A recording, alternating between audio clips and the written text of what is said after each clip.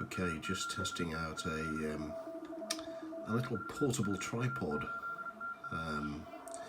with a phone fixing for the top, just for my mobile phone, just to see how it works for recording YouTube videos for the radio stuff. But so we'll see how it goes. Looks like there's a contest in full swing, and 40 meters is very busy this evening. Some extremely strong signals on there.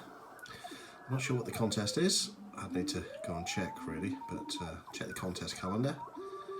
As you can see, the waterfall is absolutely showing a huge amount of signals, and some very, very strong signals as well.